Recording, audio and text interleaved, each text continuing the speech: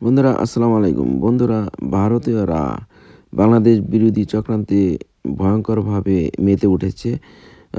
তারা বাংলাদেশ বিরোধী একটা ভিডিও প্রকাশ করেছে। সেই ভিডিওটা আমরা সামনে দেখব। তারা এই অভিযোগ করছে যে বাংলাদেশের অন্তর্বর্তীকালীন সরকার কালো হাত বাড়িয়ে দিয়েছে উত্তর পূর্বাঞ্চলের রাজ্য নাগাল্যান্ডের ভিতর। যার সাথে বাংলাদেশের কোনো সীমান্ত বর্ডার নাই। তারপরেও তারা দোষারোপ করছে বাংলাদেশের অন্তর্বর্তীকালীন সরকার অর্থাৎ ইউনূস সাহেবের সরকারকে। যদিও আওয়ামী লীগের চুপ্পু সাহেব রাষ্ট্রপতি হিসাবে বসে আছেন, তারপরেও তাদের ভালো লাগতেছে না এই ইউনূস সাহেবের অন্তর্বর্তীকালীন সরকারকে। তারা বলতেছেন যে এই পাপেট জেএমবি সদস্যদের সরকার নাগাল্যান্ডের নেতা মুইবাকে উৎসাহিত করেছেন ১৯৭৭ সালে করা সিজফায়ার এগ্রিমেন্ট থেকে বেরিয়ে আসার জন্য। ১৯৭৭ সালে নাগাল্যান্ডের সোশ্যালিস্ট কাউন্সিল পার্টির সদস্যরা ভারতের সাথে সিজফায়ার এগ্রিমেন্ট করেছিল। সেই এগ্রিমেন্ট থেকে বেরিয়ে আসতে চাইছে নাগাল্যান্ডের নেতা মুইবা। বন্ধুরা, নাগাল্যান্ডের সাথে বর্ডার আছে বার্মার অর্থাৎ মিয়ানমারের। নাগাল্যান্ডের মানুষের সাথে মিল আছে বার্মার মানুষের, তাদের কথাবার্তারও মিল আছে। তারপরেও তারা দোষারোপ করতেছে বাংলাদেশকে। বাংলাদেশের সাথে বর্ডার আছে ভারতের মিজোরাম, ত্রিপুরা, মেঘালয়, আসাম, এই রাজ্যগুলার। কিন্তু তারা দোষারোপ করতেছে নাগাল্যান্ড, যার দূরত্ব কিন্তু বাংলাদেশ থেকে অনেক দূর। নাগাল্যান্ড যেতে হলে আসাম, মণিপুর, মিজোরাম এই সমস্ত রাজ্যগুলির উপর দিয়ে যেতে হবে। তারপরে তারা দোষারোপ করতেছে বাংলাদেশকে। डिपेंड करता है बांग्लादेश के अंदर किस तरीके की सरकार है।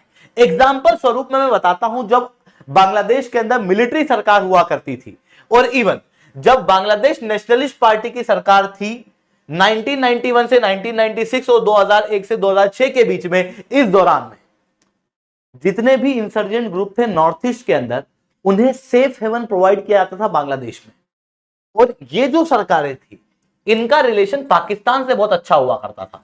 तो पाकिस्तान जो है एनएससीएन और बाकी इंसर्जेंट ग्रुप को वेपन प्रोवाइड करती थी। दूसरी तरफ बांग्लादेश की सरकार सिक्योरिटी, इंटेलिजेंस और बाकी चीजें जो है वो इस रीजन के अंदर प्रोवाइड करती थी। इतना ही नहीं, इन इंसर्जेंट ग्रुप को आर्म्ड ट्रेनिंग, गोरिल्ला वॉरफेयर, इन सब से ट्रेन किया जाता था।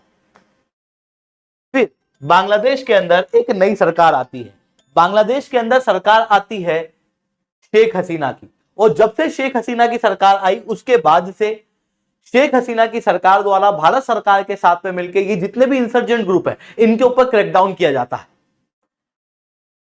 बांग्लादेश अब इंसर्जेंट ग्रुप के लिए और सेफ हेवन नहीं रहता, जिसकी वजह से कई सारे इंसर्जेंट ग्रुप के पास कोई ऑप्शन नहीं बचता और उन्हें भारत सरकार के सामने हथियार डालकर शांतिपूर्वक ढंग से अपनी प्रॉब्लम का सॉल्यूशन ढूंढना ही एकमात्र रास्ता दिखाई देता है। आप क्लियरली देख सकते हो, उल्फा के लीडर द्वारा भी यही कहा गया था कि बांग्लादेश के अंदर चल रहे क्रैकडाउन के चलते हम लोगों को सरकार से बात करना एकमात्र ऑप्शन बच रहा है।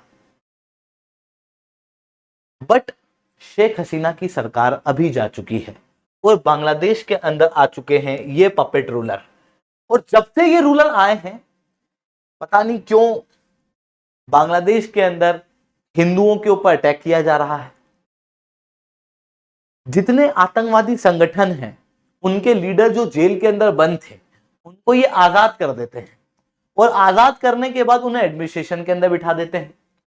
बांग्लादेश के अंदर जो पाकिस्तान से रिलेशन है वो अचानक से बेहतर होने लगता है और जो आवामी लीग है उसे पूरी तरीके से साइडलाइन कर दिया जाता है और बांग्लादेश की जो इंटरिम गवर्नमेंट है वो पूरी तरीके से एंटी इंडिया गवर्नमेंट के रूप में दिखाई देती है। इवन इस गवर्नमेंट के अंदर बैठे दूसरे मंत्रिमंडल के लोग वो भी एंटी इंडिया एक्शन ही लेते हुए और स्टेटमेंट देते हुए दिखाई देते हैं, और वापस से वही दौर आता हुआ दिखाई देता है नॉर्थ ईस्ट के अंदर जो शेख हसीना की सरकार के पहले हुआ करता था। अब नॉर्थ ईस्ट के अंदर बांग्लादेश का इतना इंपॉर्टेंट रोल है क्यों, पहले ये समझो। देखो, आप क्लियरली देख सकते हो, ये आसाम का मैप है और इधर था बांग्लादेश। पहले ये वेस्ट पाकिस्तान भी हुआ करता था। कई सारी गतिविधियां बांग्लादेश के अंदर हुई और उन गतिविधियों के चलते लोगों को बांग्लादेश छोड़ छोड़ के भारत आना पड़ा।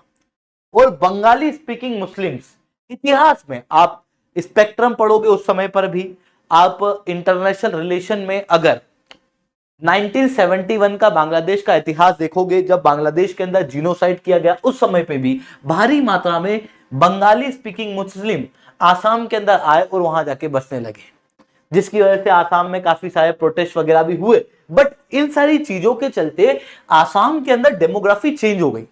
और ये केवल आसाम में नहीं हुआ, ये दूसरे राज्यों के अंदर भी हुआ नॉर्थ ईस्ट के। आप क्लियरली देख सकते हो, कुछ राज्य ऐसे हैं जहां पर बंगाली स्पीकिंग मुस्लिम 50 से 80% है। अब भारत एक डेमोक्रेसी है और democracy directly is nothing but demography. Democracy कुछ नहीं होती, बस डेमोग्राफी।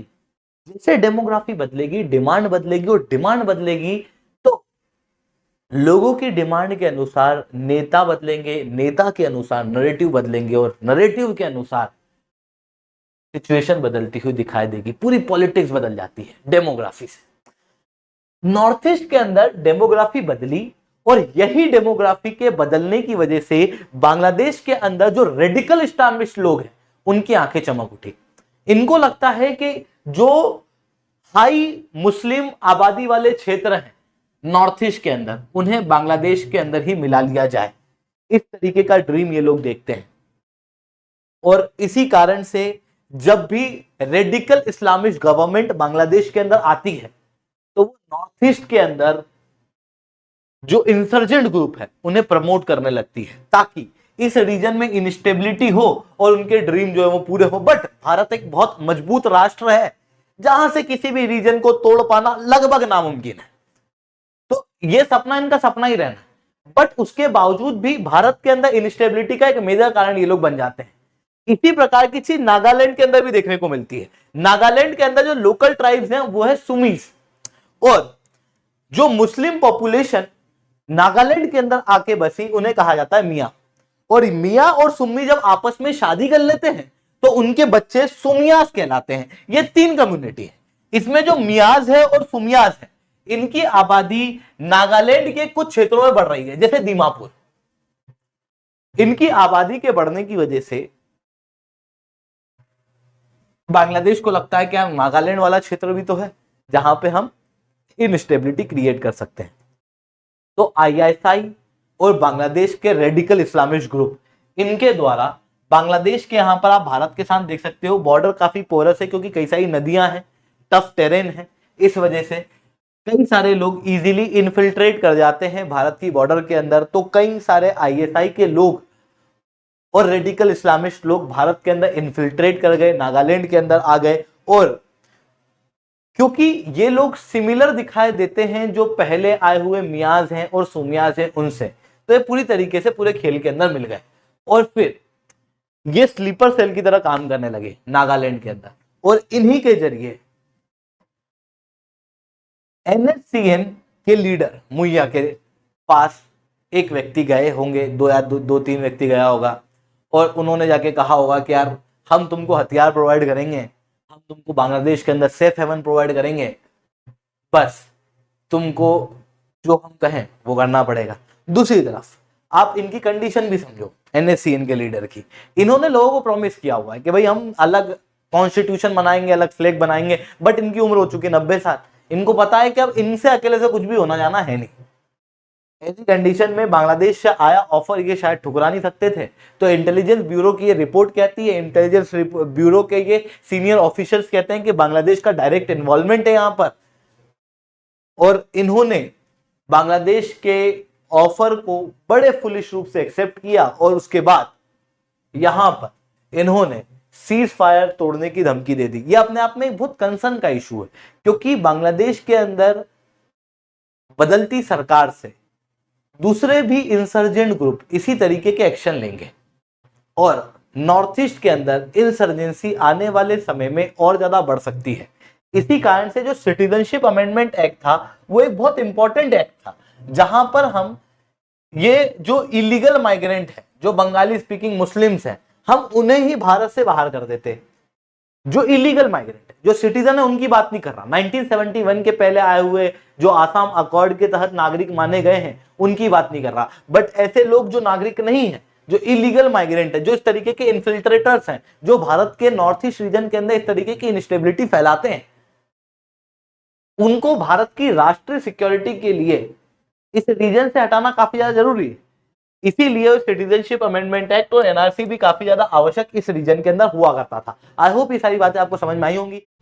বন্ধুরা, আপনারা দেখলেন 8.5 মিনিট উনি বাংলাদেশ বিরোধী চক্রান্তের কথা বলেই গেছেন।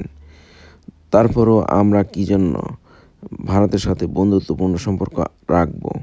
যেহেতু তারা বাংলাদেশকে ঘৃণা করে, বাংলাদেশের অন্তর্বর্তীকালীন ইউনূস সাহেবের সরকারকে পাপের সরকার বলে আখ্যা দিয়েছে, তারপরও আমরা কেন সেই ভারতের পণ্য ব্যবহার করব? কেন আমরা সেই ভারত থেকে বিলিয়ন বিলিয়ন ডলার মূল্যের পণ্য আমদানি করতে যাব? বন্ধুরা, আমরা ভারত নয়, আমরা আফ্রিকা থেকে পণ্য আনব। আফ্রিকা গিয়ে চাষাবাদ করে সেই দেশ থেকে পেঁয়াজ আনব, মরিচ আনব। বাংলাদেশের সরকার আশা করি এ ব্যাপারে লোক নিয়োগ দিবেন, যারা চাষাবাদ করবে আফ্রিকা গিয়ে, এবং সেখানে তারা সরকারি খরচই সব কিছু করবেন, তাদের বেতনও সরকারি খরচ থেকেই দেওয়া হবে।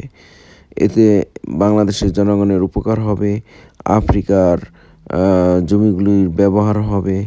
আফ্রিকাতে অনেক জমি আছে চাষাবাদ করা হয় না। বাংলাদেশের অন্তর্বর্তীকালীন সরকারের উচিত হবে আফ্রিকার দেশগুলির সরকারের সাথে আলাপ করা, চাষাবাদের জন্য সেই দেশের জমি লিজ নেওয়া। এতে করে বাংলাদেশের লোকেদের কর্মসংস্থান হবে, চাষাবাদ খাতে বাংলাদেশ হয়ে উঠবে আত্মনির্ভরশীল।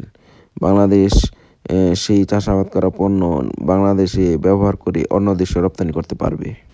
ভারত নির্ভরতা আমাদেরকে অবশ্যই কমাতে হবে। সবাই ভালো থাকুন এই প্রত্যাশায়। আল্লাহ হাফেজ। আসসালামু আলাইকুম রহমতুল্লাহ।